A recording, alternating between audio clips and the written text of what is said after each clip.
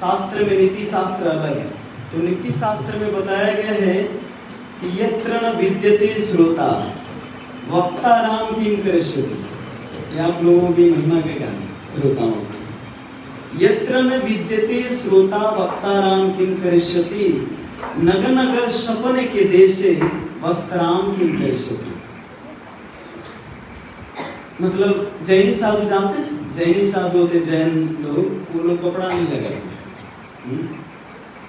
तो यहाँ पे कह रहे हैं कि जहाँ पे जैनी साधु रहते हैं या जहाँ पे कपड़ा का यूटिलाइज ही नहीं है, जहाँ पे कपड़ा कोई यूज ही नहीं करता, वहाँ पे जाके अगर आप कपड़ा के दुकान खोलेंगे तो क्या कपड़ा बिगड़ेगा? व्यापार अच्छा चलेगा? नहीं चलेगा। तो इसी यहाँ पे कह रहे हैं कि यत्र न विद्यते श्रोता, जहाँ पर श्रोता ही ना हो, आपके जैसा श्रोता ना हो, वहाँ पे मेरे जैसे वक्ता का क्या काम है? यत्र न विद्यते श्रोता वक्ता राम किम करिष्यति। वक्ता आके यहाँ पे खूब बड़ा बड़ा ज्ञान बांटे, भगवत कथा करे, लेकिन अगर श्रोता ही ना हो, जो मूल धन है वही ना हो, तो वक्ता का क्या काम? उसी तरह जिस तरह व्यापारी तो दुकान लगा लिया लेकिन कस्टमर ही नहीं है, तो दुकान का क्या फायदा? लेकिन कथा वास्तव में अलग चीज है। जहाँ पे भगवत कथा होती है वहाँ पे 33 करोड़ देवी देवता से लेकर सब यहाँ पे आप दिखाई नहीं दे रहे होंगे, लेकिन भगवत कथा जहाँ पर भी। अब आपका प्रश्न ये हो सकता है कि इतने संसार में इतने जगह पे कथा होता है, तो क्या इतने जगह पे देवी देवता जाते हैं? अगर यहाँ पे कथा हो रहा है तो यहाँ पर आएंगे, और जगह अगर कथा हो रहा है तो क्या वहाँ पर भी जाते हैं? अवश्य जाते हैं। हम लोगों जैसा शरीर नहीं है कि एक जगह पे गए तो केवल एक ही जगह पे काम है। देवी देवता तो अपने को विस्तार कर सकते हैं, है ना, अनेक जगह पे रख सकते हैं। मन की गति से चलते हैं, हम लोग अपने पैर के गति से चलते हैं, और देवी देवता मन की गति से चलते हैं। उनका गति हम लोगों की समझ से बाहर है ना, क्योंकि उन ब्रह्मा जी जो हैं उन और देवी देवता, उन लोगों का शरीर में बुद्धि इतना बताया जाता है 99% बुद्धि ही होता है, विशेषकर ब्रह्मा जी। तो ये भगवत गीता बहुत विशेष है। चार संप्रदाय में, चारों संप्रदाय में रामानुज संप्रदाय, रामानुज संप्रदाय कौन से संप्रदाय में? कृष्ण। और शंकराचार्य रुद्र संप्रदाय, और निम्बार्क संप्रदाय विष्णु स्वामी। सब याद रखना चाहिए। और गौड़ीय माधवाचार्य, और श्री चैतन्य महाप्रभु का आता है विशेषकर माधवाचार्य। ये चार संप्रदाय के चार आचार्य हैं। चारों आचार्य के द्वारा भगवत गीता पर बहुत बड़ी बड़ी टीका लिखा हुआ है। भगवत गीता पर, ये केवल भगवत गीता है ना। तो भगवत गीता में केवल भगवत गीता के बारे में शंकराचार्य जी बताते हैं, उनका एक ग्रंथ है भगवत गीता। तो उसमें लिखा हुआ है, भगवत गीता किंचित धीता गंगा जल लब कनिका पीता। कहते भगवत गीता किंचित धीता, बड़ी महत्वपूर्ण बात। केवल भगवत गीता किंचित धीता मतलब संस्कृत में थोड़ा सा भी कोई अध्ययन करता है भगवत गीता का, ज्यादा नहीं। ये खत्म करके पूरा ऐसे ले मैं भगवत गीता पढ़ लिया, वैसा नहीं। नित्य किंचित धीता, यहाँ पे रेगुलरली जो प्रत्येक दिन जो अध्ययन करता है उसकी बात की जा रही है। तो भगवत गीता किंचित धीता, थोड़ा भी अध्ययन करता है। गंगा जललब कनिका पीता, और गंगा जी का थोड़ा सा भी पान करता है। कितने लोग के घर में, भारतवर्ष में, नेपाल में भी गंगा जल रहते हैं? कितने लोग के घर में गंगा जल? देखिए सबके घर में, ज्यादातर सबके घर में गंगा जल, क्योंकि जाते हैं धाम में तो सब लोग अपने अपने घर में गंगा जल, और इवन पितरी को श्राद्ध में भी काम लगता है, हर जगह पे काम लगता है गंगा जी का। तो केवल श्राद्ध में ही नहीं, केवल पूजा पाठ में ही नहीं, हर रोज थोड़ा सा गंगा जल आप अगर पान करते हो मतलब गंगा जल ऐसा बताया जाता है कि अब आप बोतल में 1 बोतल लाए थे, कितना दिन चलाएंगे, वो इतना तो नहीं ला सकते। तो आप यही के नॉर्मल जल जो होता है, नॉर्मल आपके पास जो जल है, डिस्टिलरी हो चाहे कोई भी हो, एक्वा कोई भी हो, उसमें आप गंगा जल थोड़ा भी मिक्स कर देंगे तो सारा गंगा जल में परिवर्तन हो जाता है। गंगा जल की इतनी महत्ता है। इवन स्मरण करके भी गंगा जल मैं पी रहा हूँ तो वो भी गंगा का ही फल मिलता है। नॉर्मल आप जल पीते हैं, इसीलिए स्नान करते समय क्या कहते हैं, गंगे च यमुने चैव गोदावरी सरस्वती नर्मदे सिंधु कावेरी जलस्मिन् सन्निधिं कुरु, है ना। ये मंत्र पढ़ के अगर स्नान करते हो तो ये गंगा स्नान का फल मिलता है। इसीलिए तो ब्राह्मण और वैष्णव लोग बहुत तेज होते हैं, स्नान करते समय भगवान का नाम और ये मंत्र पढ़ के स्नान करते हैं। इसीलिए बताया जाता है कि केवल आपका पानी से सफाई नहीं होता शरीर का। कितने लोग कहते हैं कि ये स्नान कर लिया बस हो गया शुद्धिकरण, नहीं। केवल अगर पानी से शुद्धिकरण होता तो पानी में तो मछलियां तो दिन रात रहती है, तो हमसे ज्यादा शुद्ध तो मछली होना चाहिए, क्योंकि पानी में रहते, कछुआ रहते, बहुत सारे जीव जंतु रहते हैं पानी में। तो मनुष्य से ज्यादा, वैष्णव से ज्यादा तो मछली शुद्ध होना चाहिए ना, लेकिन मछली से ज्यादा शुद्ध वैष्णव होते हैं, है ना। मछली तो गंध आता है, मछली को पकड़िए तो गंध आता है, उसको सफाई कितना भी कर दीजिए फिर भी गंध आता है, लेकिन रह रहा है दिन रात पानी में, तो गंध कैसे आ रहा है, क्योंकि पानी से केवल सफाई नहीं होता। इसीलिए मन तरायती की मंत्र से सफाई होता है। मंत्र अगर जपते हैं, मंत्र पढ़ते हैं, श्री राम सीताराम, अभी भी गांव में जाइए तो स्नान करते समय सीताराम सीताराम करके स्नान करते हैं, हरे कृष्णा जय हनुमान, यानी कोई भी भगवान के नाम लेके स्नान करने से तब जाके शुद्धिकरण होती है हमारे हृदय। तो गंगा जललव कनिका पिता सक्रीतपि एन मुरारी समर्चा क्रियते तस्य यमेन चर्चा। अगर थोड़ा सा भी कोई मुरारी के समर्चा मतलब अर्चा, अर्चन, पूजा, अगर मुरारी की कोई अर्चन करता है, पूजा करता है, थोड़ा सा भी, ज्यादा नहीं, दिन भर लगा के नहीं, 5 मिनट, भगवान ने आपको 24 घंटा दिया, 24 घंटा में 24 मिनट तो दे सकते हो ना भगवान को। कितने लोग कहते हैं अरे प्रभु जी हम लोग गृहस्थ है, व्यापार में फंसा हुआ है, इतना बाल बच्चे हैं, पालन को अगर सब संपत्ति बन गया तो घर परिवार कैसे चलेगा, ऐसे बोलते हैं। अरे आपको थोड़ी कह रहे हैं कि सारा जीवन लगा दो भगवान के ही, इसमें लगाना है, एक दिन तो लगाना ही है अंतिम समय तक, लेकिन जनरल क्या है, सबके लिए सिद्धांत क्या बताया जाता है, गृहस्थ हो, ब्रह्मचारी हो, सन्यासी हो, वानप्रस्थ हो, मुख में राम हाथ में काम, है ना। आप काम करो पर भगवान का नाम लो, है ना। 24 घंटा दिए, 24 मिनट, 4 मिनट आप पूजा पाठ कर लो, 10 मिनट जप कर लो, 10 मिनट चैंटिंग कर लो, जप नहीं भगवत गीता पढ़ लो, है ना, हो गया ना 24 मिनट। 24 मिनट ज्यादा है, 24 मिनट नहीं दे सकते तो आप कैसे भगवान के उद्धार की कामना कर सकते हैं, संसार से पार करने की कैसे कामना कर सकते हैं। एक बड़ी सुंदर दोहा है कबीरदास जी की, कि 5 पहर धंधा किया, 3 पहर गए सोए, 1 प्रहर ना भजन किया तो मुक्ति कैसे होए। दिन के कितने प्रहर होते हैं? 4 नहीं, 1 प्रहर में 3 घंटा होता है, आप जोड़िए कितना प्रहर, 8 प्रहर होता है। दिन के 8 प्रहर होता है, 1 प्रहर में 3 घंटा होता है, तो 8 के 24, है ना, 24 घंटा होता है। तो इसीलिए यहाँ पे कह रहे 5 पहर धंधा किया, 3 प्रहर गए सोए।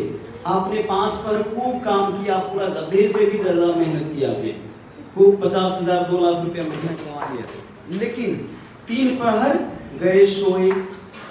रात को 3 प्रहर मतलब नहीं, 3 प्रहर, 3 कितना हो, 1 घंटा, 1 प्रहर में 3 घंटा होते थे, कितना हो 9 घंटा, मतलब सोना ही 9 घंटा नहीं बोला गया। आप उसमें सुनित्य कर्म से लेके शाम से लेके, तो आप सोने खाने में बिता दिए 9 घंटा और काम करने में कितना 5 प्रहर 5 8 बच्चा थे तो खूब रटते थे, अभी भूल गया 15 ना, हाँ 15 और 9 24 हुआ ना। तो 15 घंटा तो आपने क्या चीज में बिता दिए? काम करने में। याद रखिए, बड़ी बहुत इंपॉर्टेंट। लेकिन एक प्रहर भी ना भजन किया तो मुक्ति कैसे हुए? आप इसमें से एक प्रहर भी भगवान के लिए नहीं निकाला तो आप मुक्ति कैसे आशा कर सकते? भगवान कैसे आपको मुक्ति दे सकते?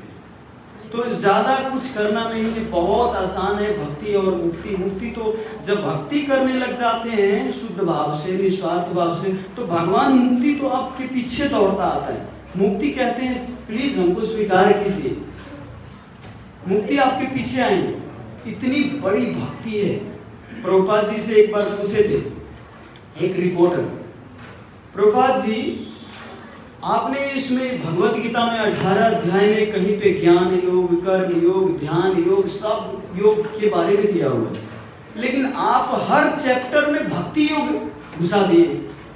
हर चैप्टर में आप भक्ति योग देखते हैं, इसमें भी भक्ति योग, एक एक श्लोक पढ़ो भक्ति योग। हरे कृष्णा महामंत्र भगवान का नाम है ही है हर श्लोक में, तो इसमें तो आप ध्यान योग की बात करना चाहिए, तो आप भक्ति योग की बात क्यों कर रहे हैं? इसमें आपने तो गलत ट्रांसलेशन किया इसका। तो प्रभुपाद जी बोले कि संसार में देखो इतनी सारी भगवत गीता है, इतने संस्करण है भगवत गीता का, लेकिन इतने भगवत गीता में जहां पर भक्ति हो वहां पर से भी भक्ति हटा दी है। मतलब भक्ति योग जो चैप्टर है 9 अध्याय का, उसमें आप पढ़िए तो भक्ति योग चैप्टर हटा दिए। भक्ति योग भगवान के कुछ है ही नहीं, जहां पे भक्ति का वर्णन है वहां से भी भक्ति हटा दिया तुम लोगों ने। तो इसीलिए कहीं ना कहीं तो वायलेंस होना चाहिए, तो वायलेंस करने के लिए हर चैप्टर में भक्ति योग डाल दिया। क्योंकि आजकल जानता हूं कि कितना भगवत गीता पढ़ने में रुचि रखता है। कितने लोग रखते हैं भगवत गीता? कितने लोग पढ़ चुके?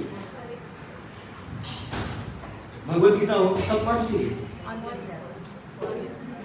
अभी पढ़ रहे हैं, है ना? तो भगवत गीता आजकल देखिए, बाहर जाइए तो भगवत गीता लेके देखिए, अरे इससे अच्छा तो मैं लोक सेवा का तैयारी करूंगा तो नौकरी मिल जाएगा, ये भगवत गीता पढ़ के क्या फायदा, है ना? मतलब उनको इस पर फेथ नहीं, विश्वास नहीं। तो प्रभुपाद जी इसीलिए कहते हैं कि अभी का मंदा सुमंद मतयो मंद भाग्य उपाद्रिता, अभी का जो लोग आएगा कलयुग के मंद बुद्धि है, मंद भाग्य है उनका, उसको बार बार कहने से, बार बार पढ़ने से भी याद नहीं हो सकता। उसको याद है, पढ़ते हैं तो याद होता है, पढ़ते हैं भूल जाते हैं, पढ़ते हैं भूल जाते हैं। चिंता मत कीजिए, पढ़ते रहिए, क्योंकि एबीसीडी बच्चा जब थे तो एबीसीडी कितने दिन में सीखे थे? क ख ग घ कितने? क ख ग कम से कम ना बेसी तो 2-3 महीना तो लग ही गए होगा, है ना? 6 महीना तक मैं तो साल भर तक क ख ग सीखा। हाँ सच में, सरकारी स्कूल गया आया आना जाना। हाँ तो केवल बच्चा आए थे ना उस समय, क्योंकि कुछ ज्ञान ही नहीं। इसी तरह भगवत गीता के बारे में हमको कुछ ज्ञान ही नहीं है, इसीलिए हम भगवत गीता के लिए क्या है, बच्चा है, बच्चा व्यक्ति है, हम इसके लिए कुछ जानते नहीं। भौतिक ज्ञान बहुत अर्जन कर लिए, है ना? भौतिक ज्ञान कैसा होता है, एक आचार्य बड़ी सुंदर भजन लिखे हैं, विद्या रविलसे कटाइनु काल परम साहसे आमी, तुम्हारा चरण न भजिनु कभू एखन शरण तुम्ही। भक्ति विनोद ठाकुर लिखते हैं कि विद्या रविलासे, ये विद्या का जो विलास है, इसके लिए मैं इतना उतावला होकर विद्या अर्जन किया, एसएलसी पास किया, मैट्रिक पास किया, सारा विद्या अर्जन कर लिया, लेकिन गधा जैसे बना के रखा। और ज्यादा पढ़ते हैं किसी लिए सुखी प्राप्ति करने, आनंद प्राप्ति करने के लिए ना, हैप्पी। सुखमय जीवन बीते इसलिए पढ़ते हैं। लेकिन जब 12 क्लास, जब नौकरी, डिग्री ले लेते हैं, तब इसके बाद और ज्यादा गधा बनाते हैं उसको, कि अब और ज्यादा उसको नौकरी मिल के और ज्यादा रिस्पॉन्सिबिलिटी लेके और उसको चलना पड़ता है। तो ये सांसारिक विद्या ये होता है ना। ये आगे में कहते हैं, जड़ विद्या जत माया वैभव, तुम्हारा भजन बाधा, मोह जन्माइया अनित्य संसारे, जीव के कराएगा धा। देखिए कहते हैं मोह जन्माया अनित्य संसारे, संसार के जो विद्या है मोह और जन्म लेता है। ये बहुत इंपॉर्टेंट है। एक बार देखिए मोह कैसे जन्म लेता है। गांव में एक बार एक व्यक्ति ने समोसे का होटल खोला था। ध्यानपूर्वक सुनिएगा, प्रश्न पूछ सकता हूँ आपसे। तो समोसे का होटल खोला था। उनका समोसा बहुत प्रसिद्ध था, गांव में बहुत दूर दूर से समोसा खाने आते थे उनके होटल में, क्योंकि कम प्राइस में घी में तला हुआ, मतलब चारों तरफ प्रसिद्ध था उनका समोसा।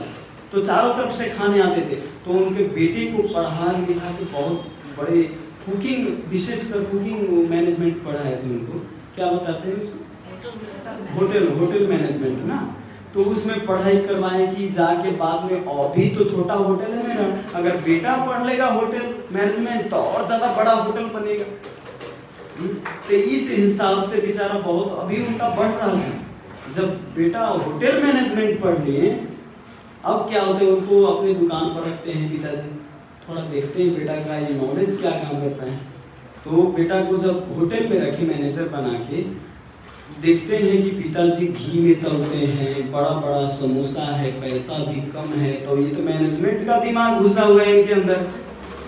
तो समोसा में अब साइज घटाने का शुरू कर दिए, क्योंकि पैसा कमाना है। मैनेजमेंट मतलब उसको पैसा कमाना है ना, तो बिजनेस करना है। उनको प्रेम था, एक व्यापार से प्रेम था, ऐसा नहीं, और कस्टमर से प्रेम था, इनको पैसा से प्रेम है। तो समोसा के साइज घटाना शुरू किया। घी में तलता था तो तेल में तलना शुरू किए, है ना। अब धीरे धीरे समोसा के साइज भी घट गया, सब आइटम भी उसमें जो मसाला पड़ता था, है ना, जो आइटम पड़ता था वो भी घटने लगा। और समोसा तो खाने आते थे पहले, लेकिन जितना पहले आते थे खाने उतना अब नहीं आ रहे। धीरे धीरे कस्टमर लोग घटते चले गए।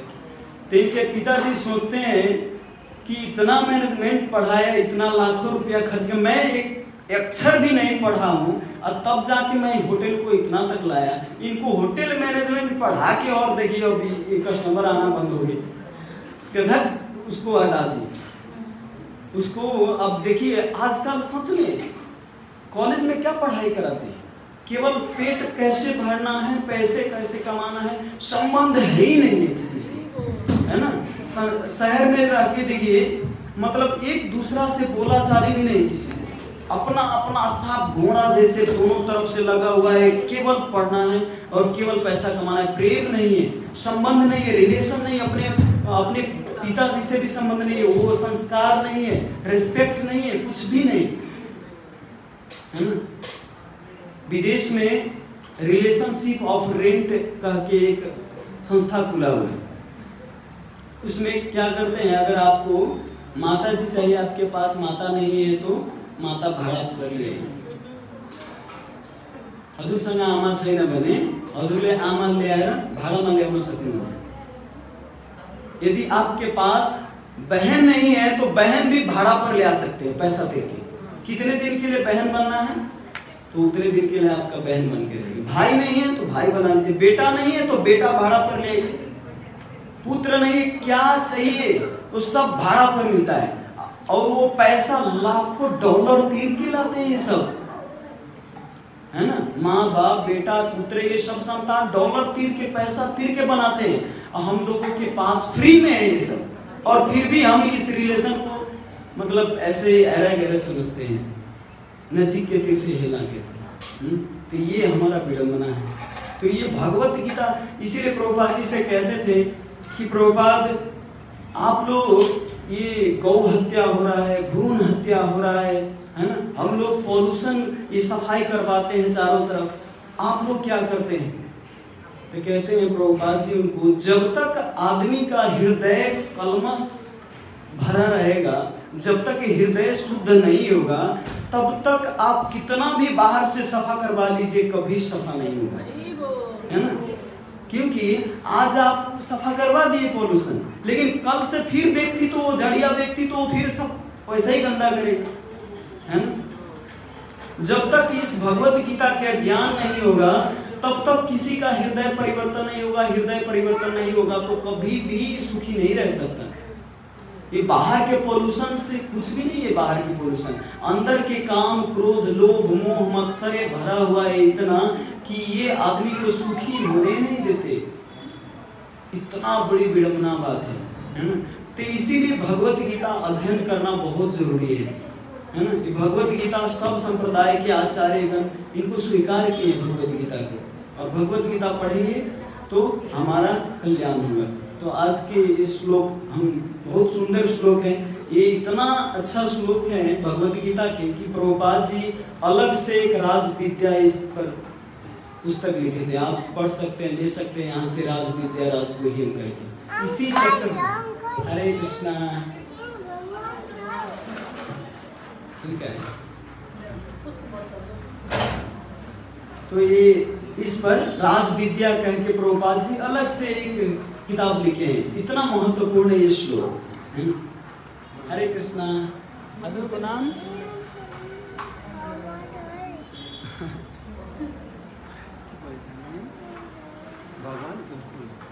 हरे कृष्णा कृष्णा कृष्णा हरे हरे, हरे राम राम राम हरे हरे। तो ये भगवत गीता के बहुत महत्वपूर्ण श्लोक हैं। हम लोग दोहराएंगे, आप लोग भी दोहराने का प्रयास कीजिएगा। राज विद्या राजगुह्यम, राज विद्या राजगुह्यम, पवित्रम इदम उत्तमम, पवित्रम इदम उत्तमम, प्रत्यक्षावगमं धर्म्यं, प्रत्यक्षावगमं धर्म्यं, सुसुखं कर्तुम् अव्ययम्, सुसुखं कर्तुम् अव्ययम्। राजविद्या राजगुह्यं, पवित्रमिदम् उत्तमम्, प्रत्यक्षावागमं धर्म्यं, सुसुखं कर्तुम् अव्ययम्। आप लोग निष्क्रिय, बहुत सरल है। राजविद्या राजगुह्यं, पवित्रम् इदम् उत्तमम्, प्रत्यक्षावगमं धर्म्यं, सुसुखं कर्तुम् अव्ययम्।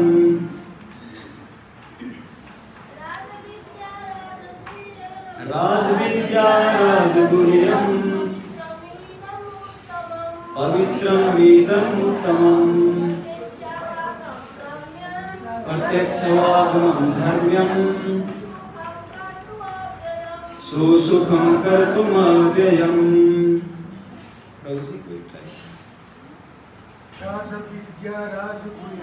राजविद्या राजगुह्यं, पवित्रमिदम् उत्तमम्, प्रत्यक्षावगमं धर्म्यं, सुसुखं कर्तुम् अव्ययम्। और कोई? राजविद्या राजगुह्यं, पवित्रमिदम् उत्तमम्, प्रत्यक्षावगमं धर्म्यं, सुसुखं कर्तुम् अव्ययम्। शब्दार्थ इस प्रकार है, आप लोग बोलिएगा। राज विद्या, विद्याओं के राजा, राजगुह्यम, गोपनीय ज्ञान का राजा, पवित्रम शुद्धम इदम यह उत्तमम दिव्य प्रत्यक्ष अनुभव से अवगमम समझ गया धर्म्यम धर्म सुसुखम अत्यंत सुखी कर्तुम संपन्न करने में अव्ययम अविनाशी। अनुवाद ध्यान पूर्वक सुनिएगा। यह ज्ञान, सब लोग बोलिए, यह ज्ञान सब विद्याओं का राजा है जो समस्त रहस्यों में सर्वाधिक गोपनीय है। यह परम शुद्ध है और चूंकि यह आत्मा की प्रत्यक्ष अनुभूति कराने वाला है, अतः यह धर्म सिद्धांत है। यह अविनाशी है और अत्यंत सुख पूर्वक संपन्न किया जाता है। प्रभुपाद जी तात्पर्य भी बहुत लंबा तात्पर्य है, आप घर में भी जा सके पढ़ सकते हैं। 9 अध्याय 2 नंबर श्लोक का, बहुत लंबा है, 2-3 पेज का तात्पर्य है, तो हम धीरे धीरे थोड़ा पढ़ के चर्चा करेंगे। एक पैराग्राफ पहले पढ़ते हैं। भगवत गीता का यह अध्याय विद्याओं का राजा राज विद्या कहलाता है, क्योंकि यह पूर्ववर्ती व्याख्यायित समस्त सिद्धांत और दार्शनिक का सार है। देखिए, भारत के प्रमुख दार्शनिक गौतम, कणाद, कपिल, याज्ञवल्क्य, सांडिल्य तथा वैश्वानर, सबसे अंत में व्यासदेव आते हैं जो वेदांत सूत्र के लेखक हैं। अतः दर्शन के दिव्य ज्ञान के क्षेत्र में किसी प्रकार का अभाव नहीं है। अब भगवान कहते हैं कि यह 9वां अध्याय ऐसे समस्त ज्ञान का राजा है।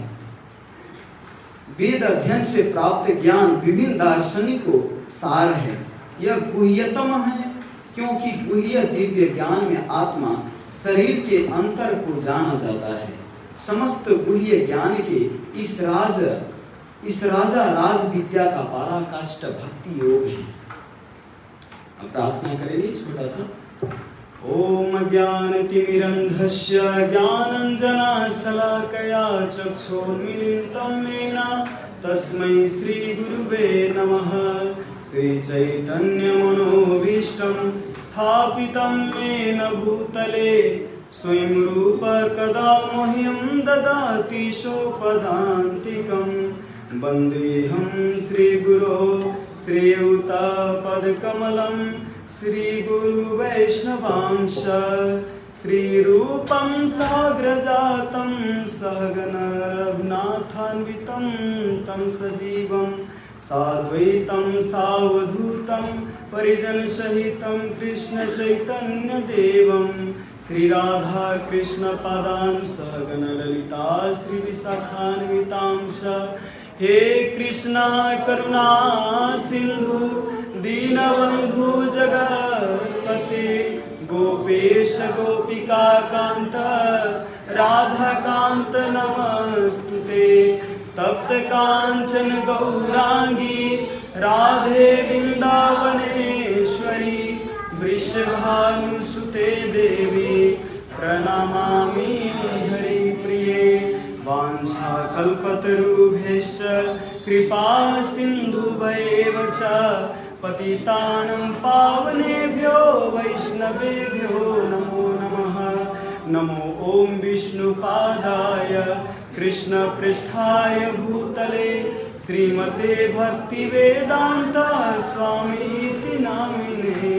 नमस्ते सारस्वती देवे गौरवाणी प्रचारिणे निर्विशेष शून्यवादी पाश्चात्य देश तारिणे।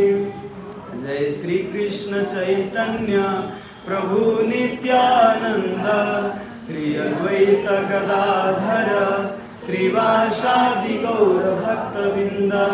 हरे कृष्णा कृष्णा कृष्णा हरे हरे, हरे राम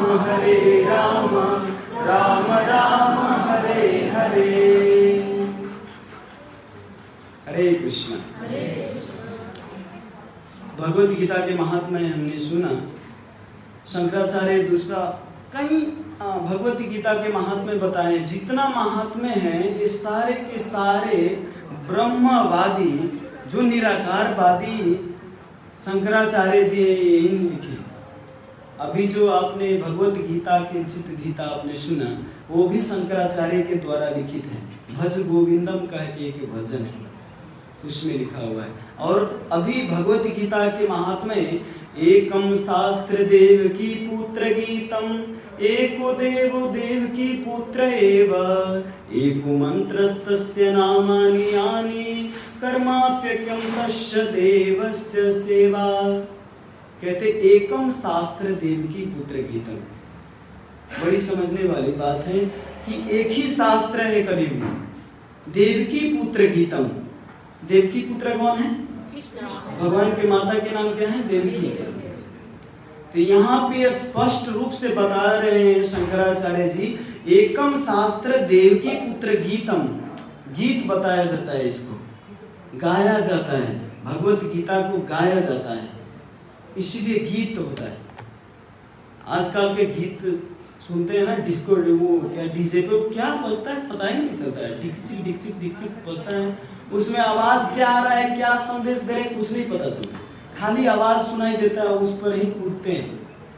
लेकिन पहले जो भी अगर चलते थे, जैसे भगवान के लोक में, देवताओं के स्वर्ग लोक में बताया जाता है कि जब देवता चलते हैं तो गानम नाट्यम, मतलब चलते हैं तो नाचते हैं, वैसे लगता है कि नाच रहे हैं, है? और गानम जब बोलते हैं तो गा रहे हैं जैसे लगता है, इतना सुंदर होता है। तो इसीलिए भगवत गीता ये जो है गीत है, देवकी पुत्र गीतम। एकम शास्त्र, यहाँ पे दो शास्त्र नहीं बोले, त्रीणी शास्त्र नहीं बोले, चत्वारी शास्त्र नहीं बोले संस्कृत में, है ना, पंचम शास्त्र नहीं बोले, एकम शास्त्र, एक ही शास्त्र है, वो है देवकी पुत्र गीतम, जो देवकी के पुत्र ने ये गीता दिया। अब कोई प्रश्न कर सकता है तो भागवत क्या है? देवकी पुत्र ये दिए हैं तो भागवत क्या है? तो भागवत भी वेद व्यास जी दिए। वेद व्यास जी किनका अवतार है? भगवान का ही अवतार है ना। तो जो भी है सब, लेकिन विशेष रूप से इसीलिए यहाँ पे देवकी पुत्र बताया गया है, क्योंकि जब तक आदमी भगवत गीता नहीं पढ़ता वो भागवतम को नहीं समझ सकता, चैतन्य चरितामृत को नहीं समझ सकता। इसीलिए फाउंडेशन जो है भगवत गीता को बताया गया। और पहले भगवत गीता पढ़ो तब जाके सारे शास्त्रों, कितने लोग वेद पढ़ेंगे, वेद कैसे समझ सकते हो? वेद तो वैसे ही है जैसे आप वृक्ष के छाला जो होता है ना, बाहर के कोभर, है ना, बोकरा कहते हैं नेपाली में ना, उसका पात, उसका पत्ता, उसका डाल, उसका छाला जो होता है वो खाना चाहते हैं, तो उसका स्वाद तो मिलेगा नहीं। स्वाद तो तभी मिलेगा जब आप फल को ग्रहण करते हैं, पका हुआ फल, केवल फल ही नहीं, पका हुआ फल जब खाएंगे तब आपको स्वाद मिलेगा। तो इसीलिए ये देवकी पुत्र गीतम जो है, ये शास्त्र को जब तक भगवत गीता को नहीं पढ़ेंगे तब तक आप भागवतम को नहीं समझ सकते। इसीलिए हमारे इस्कॉन में पहले नियम है कि भगवत गीता पहले अध्ययन करो, फाउंडेशन है। जैसे आप घर बनाते, देखने में लगता है कि कुछ नहीं, जैसे आप घर बनाते हो तो नीचे लाखों करोड़ों रुपया केवल वो जग बनाने में खर्च कर देते हो, उसका तो कोई काम नहीं, उसमें तो आदमी रहता भी नहीं, उसमें गोदाम भी नहीं बनाते, उसमें रहने के लिए कोई फैसिलिटीज भी नहीं होता, लेकिन करोड़ों रुपया केवल फाउंडेशन में क्यों खर्च करते हैं? क्यों? आप लोग घर तो हम तो घर नहीं बनाए जीवन में, आप लोग ही घर बनाएंगे ज्यादातर। क्यों खर्च करते फाउंडेशन में? जितना फाउंडेशन मजबूत होगा उतना ही उसका ऊपर से टिकाऊ होगा, है ना। जितना अगर फाउंडेशन मजबूत होगा, है ना, जितना आप फाउंडेशन मजबूत बनाते उतना ही मजबूत होगा ऊपर। इसी तरह आपका ये अगर फाउंडेशन मजबूत नहीं है, भगवत गीता आप नहीं पढ़े हो, तो चारों तरफ का अनुभव है आपके पास, ज्ञान है, लेकिन फिर भी आप खुशी नहीं हो पाओगे, कितना भी अध्ययन कर ले। तो इसीलिए भगवत गीता पढ़ने की सलाह दी जाती है। इसीलिए एक हिंदी में आप लोग सुना होंगे, निर्धन कहे धनवान सुखी, धनवान कहे सुख को भारी, राजा कहे चक्रवर्ती सुखी, चक्रवर्ती सहे सुख इंद्र को भारी, इंद्र कहे श्री राम सुखी, श्री राम कहे सुख संत को भारी, संत कहे संतोष में सुखी, संतोष बिना सब जीव दुखारी। है ना? निर्धन हो आप तो आपको चिंता कैसी? तो निर्धन कहता है एक बात, आपको लगता है कि मैं सुखी हूँ, मेरे पास धन नहीं है, इसीलिए दिन रात गधा से भी ज्यादा मेहनत करता हूँ, है ना? दिन रात सीमेंट ढोता हूँ, दिन रात ये सब बोरी ढोता हूँ क्योंकि पैसा कमाऊं और बड़ा धनी व्यक्ति बनूं। तो निर्धन कहता मैं सुखी नहीं हूँ। तो कहते कौन सुखी है? तब निर्धन कहता नहीं, निर्धन कहे धनवान सुखी। और धनवान व्यक्ति जो धनी व्यक्ति, यहाँ पे कितने लोग धनी व्यक्ति है? रिचमैन कौन है यहाँ? प्रभु जी, रिचमैन धनी व्यक्ति यहाँ पर कौन है? देखिए धनी व्यक्ति, इसीलिए धन सब छुपाना चाहते हैं। धन अगर कहीं बताए तो हो सके कहीं दान ना मांग लो, है ना? ऐसा नहीं होगा, दान नहीं मांगेंगे आपसे, क्योंकि ये दान जो चीज है ये स्वतः इच्छा, आपकी स्व इच्छा होनी चाहिए, है ना? हमारा कहना कर्तव्य है, अगर आप नहीं देंगे तो हम आपको बंदूक डाल के नहीं कहेंगे कि इतना डाल के ही जाना पड़ेगा, ऐसा नहीं है। आप आइए, आराम से प्रसाद लीजिए, भक्तों का संग कीजिए, भगवत गीता का ज्ञान लीजिए, मत दान कीजिए, प्रॉब्लम नहीं है। क्योंकि भगवान लक्ष्मीपति हैं, हम भगवान की सेवा करते तो भगवान अवश्य पूरा करेंगे कहीं से न कहीं से। लेकिन ये वास्तव में धन वाला जो चीज है कोई बताना नहीं चाहता कि मैं धनी व्यक्ति हूँ। धनी व्यक्ति वो है राधा कृष्ण प्रेम अनिल से बड़ा धनी, जिनके पास राधा कृष्ण का प्रेम है वो सबसे बड़ा धनी व्यक्ति है। ये संसार के धनी व्यक्ति को नहीं कहा जाता। चैतन्य महाप्रभु जो दोनों हाथ उठा के खड़े हैं, यहाँ पे देख सकते हैं आप मूर्ति में, दोनों हाथ उठा के खड़े हैं। तो चैतन्य महाप्रभु एक बार गांव में हल्ला किए कि जिनके पास लखपति हो उनके घर में मैं भोजन ग्रहण करूंगा। तो लखपति तो बहुत लोग थे, कहते मैं लखपति हूँ, मैं लखपति हूँ। चारों तरफ कितने लखपति आए, वहां पे किसी का भी भोजन ग्रहण नहीं किए। तो चैतन्य महाप्रभु बाद में बताए कि लखपति का अर्थ है जो लाख नाम जप करता है, ये लखपति। जिनके पास लाख रुपया है वो लखपति नहीं, ये तो धन आएगा और जाएगा। ये संपत्ति तो आज आपके पास है, कल दूसरे के पास होगा, ये चेंज होता रहता है। आप केवल माध्यम हो आत्म करने के लिए, भगवान तो घुमाते रहेंगे। लक्ष्मी जी टिकते नहीं। लक्ष्मी कहाँ पे टिकते हैं? किनके पास पैसा टिकता है? जहाँ पे भगवान विष्णु हो ना, उनके पति जहाँ पर होते हैं वहां पे लक्ष्मी टिकते हैं ना। और कोई विष्णु के हटा के केवल जय लक्ष्मी माता, जय जय लक्ष्मी माता, घर संपत्ति क्या क्या कहते हैं, धन संपत्ति घर आवे, सुख दुख मिटे तन का, जय जय लक्ष्मी माता। तो लक्ष्मी माता का जब भजन करते हैं तो लक्ष्मी माता सोचते हो ओहो इनके घर में तो भजन हो रहा है। जाते हैं तो देखते हैं तो केवल मेरा ही आराधना कर रहे हैं, लक्ष्मी खाली लक्ष्मी। और लक्ष्मी माता अकेले तो रहना नहीं चाहते। जहाँ पे देखते हैं ना, आप एक फोटो देखते होंगे, जहाँ भी लक्ष्मी माता केवल चरणों का सेवन करते रहते है ना, चरण दबाते रहते अपने पति देव का। तो जहाँ पे पति देव हो वहां पे लक्ष्मी देव रहती है। तो केवल हम लक्ष्मी पूजा में अगर लक्ष्मी पूजा करते, दिवाली आता है ना, तो इसीलिए केवल लक्ष्मी जी का पूजा नहीं करना चाहिए, लक्ष्मी जी के साथ में नारायण को भी पूजा करना चाहिए, तब जाके वहां पे टिकता है। नहीं तो केवल लक्ष्मी जी के पूजा करते तो होता क्या है, उल्लू बनाते हैं। उल्लू लक्ष्मी जी का वाहन है उल्लू, और उल्लू बना के हम लोगों को जाते हैं, है ना। आते लक्ष्मी जी देखते हैं कि अच्छा ये स्वार्थी व्यक्ति, ये केवल हमको रखना चाहते हैं, और पतिव्रता स्त्री कभी भी अकेला कहीं भी नहीं रहना सकती। और लक्ष्मी जी हर समय भगवान की सेवा, तो देखते हैं तो उल्लू को वहां पे छोड़ देते, कहते उल्लू बनाओ इसको, और लक्ष्मी माता चली जाती है ना। तो धन अगर लाना है तो वास्तव में दोनों का पूजा करना चाहिए। तो अब यहाँ पे क्या कह रहे, निर्धन कहे धनवान सुखी। और धनवान व्यक्ति से जब पूछने गए कि आप सुखी हो, तो धनवान व्यक्ति कहते धनवान कहे सुख राजा को भारी। धनवान व्यक्ति कहते हैं मैं भी सुखी नहीं हूँ, क्योंकि मेरे से ज्यादा सुखी तो कौन है, राजा है। राजा के पास तो केवल ऑर्डर दिया और हजारों लाखों रुपया, और नौकरानी नौकर, मतलब उनके ऑर्डर से कितना काम होता है। मान सम्मान देखो उनका कितना होता है राजा का, है ना, उसका बस चलता है जहाँ पे जो भी करवा सकता है। तो राजा सुखी है, मैं नहीं सुखी हूँ।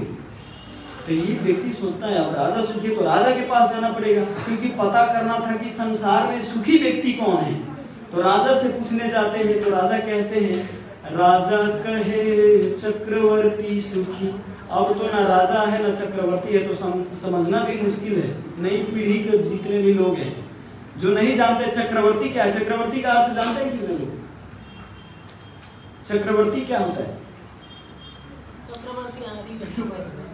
चक्रवर्ती का अर्थ होता था, पहले चक्रवर्ती होता था, राजा भी होता था। जैसे अभी भी जगन्नाथपुरी में जाइए तो जगन्नाथपुरी का राजा अलग होता है ना, और देश का जो पीएम है वो अलग है। लेकिन पहले चक्रवर्ती होता था जो विश्व पर राज करते थे, विश्व सम्राट होते थे, तो उनको चक्रवर्ती कहा जाता है ना। तो राजा से ऊपर भी चक्रवर्ती होता था जो विश्व में राज करते थे, विश्व में सब जगह पे अपना अड्डा रखते थे। जैसे एम्बेसी होता है, हर देश में रखते हैं ना, नेपाल का भी एम्बेसी अलग अलग जगह पे है। तो वैसे ही पहले चक्रवर्ती होते थे। तो चक्रवर्ती कहते, चक्रवर्ती से पूछने गए तो चक्रवर्ती कहे सुख इंद्र को भारी। इंद्र कहते हैं इंद्र सुखी हैं, क्योंकि इंद्र बारिश करते हैं तो लोग उनकी पूजा करते हैं, उनके हाथ में सब कुछ है, वातावरण से लेके सब कुछ है। तो इंद्र सुखी है, उनकी देवांगनाएं कितनी हैं, अप्सराएं कितने हैं, नाचते हैं तो सुंदर मोहन में इतना मोहे रहते हैं और खुशी रहते हैं, आनंद में रहते हैं। तो चक्रवर्ती कहते नहीं मैं भी नहीं सुखी हूँ। सुखी तो कौन है रे? इंद्र है। तब जाके इंद्र देव से पूछने गए कि इंद्र जी आप सुखी हैं? तो इंद्र कहते इंद्र कहे श्री राम सुखी। कहते इंद्र कहते अरे मैं भी सुखी नहीं हूँ। क्यों? क्योंकि मैं जब बारिश करता हूँ तो कितने लोग गाली देता है, कहता है अभी हमको पानी की आवश्यकता नहीं था और पानी क्यों भेज दिया, है ना। कई का बाली बिगड़ जाता है और कई का बाली बन जाता है। तो सबको तो पानी नहीं चाहिए होता है, तो कई लोग गाली भी देते हैं और कई लोग उनका पूजा भी करते हैं। तो कहते हैं मैं भी इन लोगों से, इन मूर्ख लोगों से तनाव रहता है, मेरा टेंशन रहता है कि कब कहाँ पर पानी बरसाना है और कहाँ नहीं बरसाना है। मैं भी कंफ्यूज होता रहता हूँ, तो मैं भी सुखी नहीं हूँ। इंद्र कहे श्री राम सुखी। अब भगवान प्रभु श्री राम से पूछने गए प्रभु आप सुखी है? भगवान तो आनंद चिन्मय है, ईश्वर परम कृष्ण सच्चिदानंद विग्रह अनादि आदि गोविंद सर्व कारण कारणम। सच्चिदा आनंद है और आनंद के स्वरूप है, आनंद नहीं उनके पास, आनंद के स्वरूप ही है भगवान। सच्चिदा आनंद, आनंद में ही रहते हर समय, दुख चाह के भी उनको दुख नहीं दे सकते। लेकिन प्रभु यहाँ पे ये सिखा रहे कि मैं भी सुखी क्यों नहीं हूँ, क्योंकि मेरे से ज्यादा सुखी मेरा भक्त रहता है। राम कहे संत सुखी। अब संत जी से पूछने जाते हैं, संत से पूछने जाते हैं क्या आप सुखी हो? तो संत कहते हैं मैं भी सुखी हूं, लेकिन संत होके भी संतोष नहीं है तो सुखी नहीं है। हाँ, मतलब संतोष परम सुखम सुंदरम कहा जाता है ना। अरे जब तक संतोष न हो तब तक आपको सुखी आनंद नहीं दे सकता। आदमी जो 10,000 कमाता है वो 50,000 कमाना चाहता है, जो 50,000 कमाते हैं वो 2 लाख कमाना चाहते हैं, जो 2 लाख कमाते हैं वो 5 करोड़ रुपया कमाना चाहते हैं। मतलब उसका जो इच्छा है, डिजायर बढ़ते जाता है ना। कभी भी इच्छा कमी नहीं हुआ। बाल अवस्था में था तो खेलने में समय चला गया, तरुण अवस्था में आया तो तरुणी में चला गया, वृद्ध अवस्था में आया तो चिंता में चला गया, और तब जाके कोई याद नहीं आया। ये शंकराचार्य जी बताते हैं, बाल अवस्था क्रीडा सकता, तरुण अवस्था तरुणी सकता, वृद्ध अवस्था चिंताग्रस्ता, परे ब्रह्मणी को अपी न सकता। बाल अवस्था में बच्चे जब थे तो कहे मम्मी मम्मी खेलना है, हाँ ये खेलना है वो खेलना है फुटबॉल, और खेलते खेलते जब तरुण अवस्था आती है तो लव चक्कर चलने लगता है ना, इधर का लव लेटर उधर, उधर का लव लेटर उधर, है ना, उसी में। और ऐसा ये गजब की चीज है कि ऐसा ही समय निकल जाता है।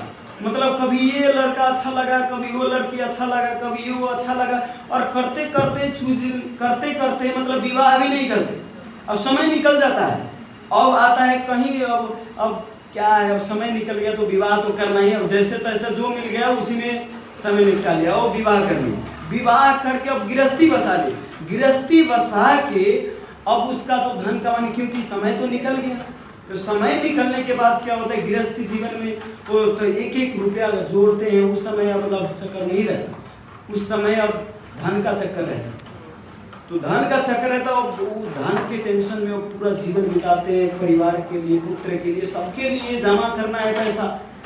अब वृद्ध अवस्था आता है, वृद्ध अवस्था में सोचते हैं क्या होता है, वृद्ध अवस्था में चिंताग्रस्ता। क्यों? क्योंकि जीवन भर जो इतना मेहनत करके कमाया वो धन कहीं लूट के न ले जाए लोग, है ना। वृद्ध अवस्था चिंताग्रस्ता, बड़ी सोचने वाली बात है, हंसी मत, सच में बड़ी ये एकदम सोचनीय बात है, क्योंकि ये साधारण लगता है लेकिन एकदम मनन करने वाली बात है। ये हर अभी हम लोगों का समय वो नहीं गया है, अभी भी हम सुधार सकते हैं, हम भी सुधार सके, आप लोग आशीर्वाद दीजिए। क्योंकि हर का इस माया जाल में और इस संसार में कोई भी मोहित हो सकता है, कोई भी मोहित हो सकता है। सौभरी मुनि से लेके विश्वामित्र जी से लेके वाल्मीकि जी से लेके बड़े बड़े ऋषि मुनि से लेके सब मोहित हो गए, तो हम लोग कौन खेती मुनि, है ना। इसीलिए जब तक वैष्णव और गुरु की कृपा ना हो, भगवान की कृपा ना हो, तब तक बहुत असंभव बात है। तो कहाँ पर था, संत कहते हैं मैं भी सुखी नहीं हूं, जब तक संतोष नहीं है संत के पास, तब तक वो संत वो भी है जो कहीं भी कोई भी आश्रम में रह के अगर संतोष है उनके पास तो वो सुखी रहे। शुरू में आता है राज विद्या। राज विद्या क्यों कहा गया है? और भी बहुत विद्या है संसार में। ठेले वाले के पास जाइए, ठेले वाला भी ज्ञान बांटते हैं। कल कपड़ा किनने गया था तो कपड़ा वाले बोल रहे थे, हम बोले कि भगवान का पैसा है, थोड़ा कम दे दीजिए, थोड़ा कम कर दीजिए। तो बोलता है कि देखिए आप गीता रोज पढ़ते हो आप लोग, मैं आपको फ्री में एक ज्ञान देता हूँ, सच में। अरे और यहीं पर मतलब कहते मैं आपको एक फ्री ज्ञान देता हूँ, आप याद रखें। हमको लगा बहुत इंपॉर्टेंट है ज्ञान कहीं से भी मिले। हम लोगों का गुरुजन ने यही सिखाया है कि ज्ञान कहीं से भी मिले तो उसको एकदम स्वीकार करना चाहिए, हृदय खोल के। अगर आपको पैसा के गड्डी बना के और मुंह पर मारो तो पैसा को पकड़ेंगे कि गाल पकड़ेंगे? पहले तो पैसा को पकड़ेंगे और एक गड्डी और मारो, है? मतलब इतना पैसा कमाने में तो नानी मर जाती है, तो इसीलिए तो 2-4 गड्डी और मारो, गड्डी पकड़ेंगे, गाल नहीं पकड़ेंगे, है ना। सोना के अगर ढेक्का से मारेंगे तो हो सकता है खून निकले, लेकिन सोना ही पकड़ेंगे, है ना। इसी तरह ज्ञान अगर मिले तो हृदय खोल के स्वीकार करना चाहिए। तो हमको लगा वो इतने बड़े अनुभव है, तो अनुभवी व्यक्ति से ज्ञान लेना तो अच्छा है। तो मैं उनको बोला हाँ बताइए अच्छा से। तो कहते हैं हाँ याद कर लीजिए, वो आपका गीता का ज्ञान नहीं सिखाएगा। ये तो सरासर गलत है। वो बात सही बोला, लेकिन सर मैं बोला आपका अनुभव क्या है? तो कहता कपड़ा काटना और कस्टमर को कैसे ठगना, है ना, और कैसे मिला के चलना है, मतलब व्यापार कैसे बढ़ाना, यही अनुभव है। अरे भाई जीवन बिता दिया आपने, व्यवहार करने में, और सारा जीवन का उद्देश्य यही मिला आपको। तो केवल अनुभव से नहीं होता है प्रभु जी, केवल अनुभव नहीं सिखाते। अनुभव तो आप वृद्ध व्यक्ति से जाकर अनुभव पूछिए तो क्या अनुभव बताएंगे? जीवन भर जो कमाया खाया, पुत्र खाली संतान उत्पत्ति में जीवन बिता दिए, चोर डकैती में जीवन बिता दिए, जो केवल सामान्य जीवन बिताए, उनका अनुभव क्या है? मतलब ऐसे ही केवल जीवन बिताए, कुछ अनुभव नहीं है। लेकिन 5 वर्ष के बालक से जाके जो गुरुकुल पढ़ रहा है उनसे पूछिए तो आपका सारा जीवन का वृतांत बता सकते हैं, है ना? आपको ये क्या है, भगवत गीता में ये सब अनुभव का ही बात है ना। भगवान ने हमारे लिए जो उपयोगी हो वही ज्ञान दिए है ना भगवत गीता में।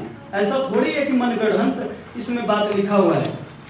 आपको इस भगवत गीता में प्रभुपाद जी ने अंतिम में आपको दिखाता हूँ कि कहाँ से प्रभुपाद जी कितना मेहनत करके भगवत गीता को लिखे।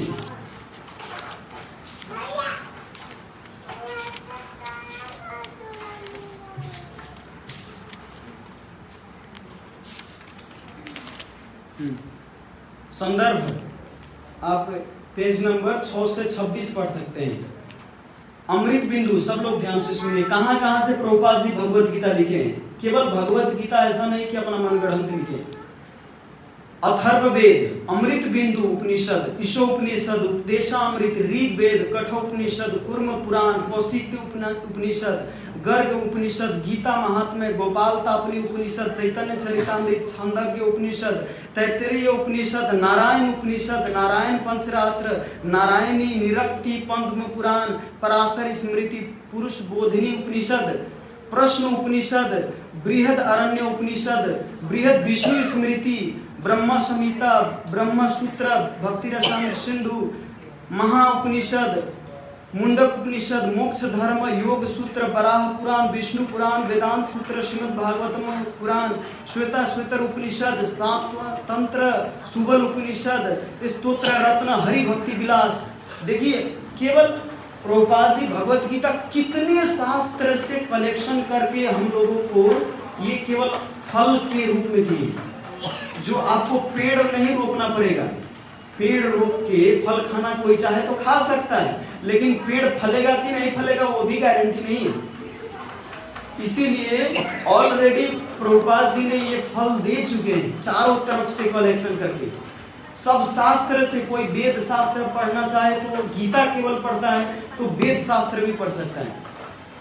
अगर कोई कहता आप भगवान के देखे हो, कोई कहता ना अरे भगवान को दिखाओ, अगर भगवान है तो भगवान को दिखाओ, तो उनको जवाब देना चाहिए कि ये भगवान के अमृत वाणी जो है ये साक्षात भगवान है।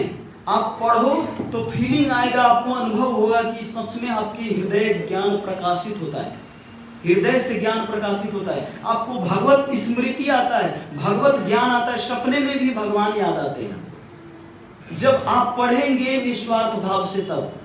लेकिन ठेले के दुकान पर लगा के पानी पूरी बेच रहे हैं और कहेंगे भगवान दिखाओ, वो तो पानी पूरी दिखेगा सपने में, भगवान नहीं दिखेंगे, है ना। कपड़ा के दुकान में बैठ के और भगवत ज्ञान बांटेंगे तो कपड़ा दिखेगा, कस्टमर दिखेगा, है ना, पैसा दिखेगा, भगवान नहीं दिखेंगे। जैसे एक भक्त होता है तो उसको क्या होता है, माला जपते हैं ना, तो उसको माला जपने में आनंद आता है, उसको मतलब इतना नाम जपते फिर वो आनंद आता है, खूब आनंद आता है नाम जपने में। उसी तरह जो व्यापारी होता है उसको पैसा करने में आनंद आता है, रात रात भर पैसा करते उसको। जैसे हम लोग जपते हैं तो हमारा तो इंटरेस्ट नहीं उतना, जब तो हम जपते हैं तो थोड़ा हरे कृष्णा और झुपक झुपक आता रहता है। लेकिन व्यापारी का ऐसा नहीं होता है, व्यापारी तो बाप रे 1 रुपया भी इधर उधर ना हो, कहीं नीचे गिर जाता है तो मतलब वो भी 1 रुपया उठा के वहां पे रखेंगे। मतलब इतना कॉन्शियसनेस रहते, इतना ही कॉन्शियसनेस हमको इस भगवत गीता में रखना चाहिए, भगवान के ज्ञान में रखना चाहिए, जप में रखना चाहिए। और दूसरा है ये राज विद्या क्यों कहा गया है, क्योंकि पहले के जितने भी राजा थे ये सब विद्या का अध्ययन करते थे, भगवत गीता का ज्ञान होता था।